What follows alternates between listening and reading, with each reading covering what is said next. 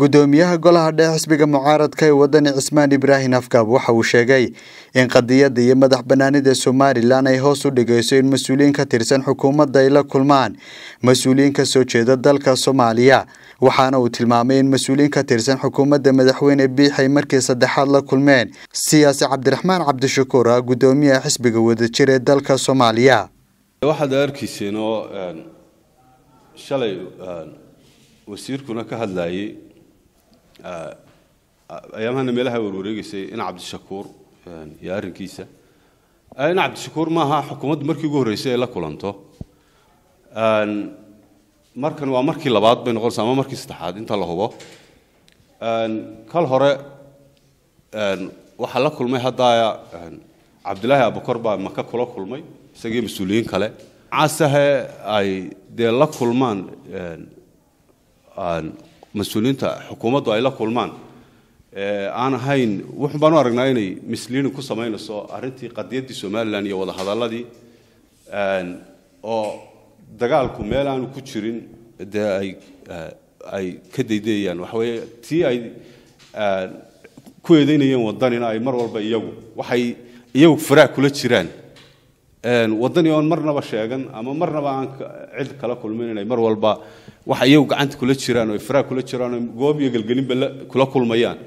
in ay cid kala ku eedeynayaan taasina waxay u muuqataa waxa iyagu wadwadaan inay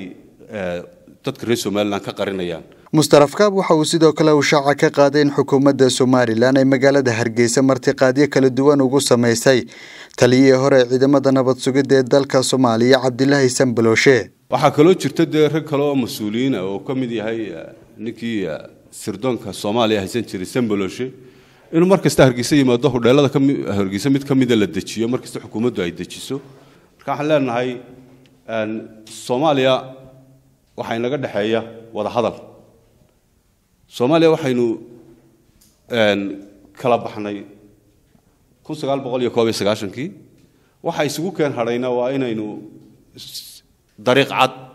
iyo wada cad ku wada hadallo wada cadna ku kala inta isugu keen hadhay aynu ku dhameysano Soomaaliland kama mid aha maamul goboleedada ka jira Soomaaliya laakiin sawirka ay u soo qaadayso xukuumadda maanta jirta ayaa wuxuu ka dhigayaa Soomaaliland inay ka mid tahay maamul goboleedada Soomaaliya ka jira marka ay siyaasiyiinteeda iyo dadka aan iyagu waxay isku hayaan marka adigu dhaxgashu leeyahay waliba waxyaabo diplomatically khalad ah oo dal kale inaad kaga dhawaaqdo jabhad baan u sameysanayaa iyo ciidan baan u sameysanayaa wixii adigu aad cidda is haysaan aad kaga hortagi lahayd inaad media isla soo taagto taas lafteedu waxay tilmaamaysaa tamar darrada iyo awood darrada halka ay marayso dhinaca kalena gudoomiye Afkaab waxa uu hoosta ka xariiqay in xisbiga wadani marnaba aanu ka qayb gali doonin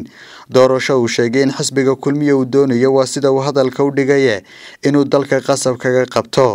waxa ay leeyihiin waanu ka tanaasulnaa waxay ku wanaagsan tahay inay ummadda u sheegaan iyaga oo qodobaynaya bal waxa ay ka tanaasuleen iyo waxa ay doorashada ay qabanayaan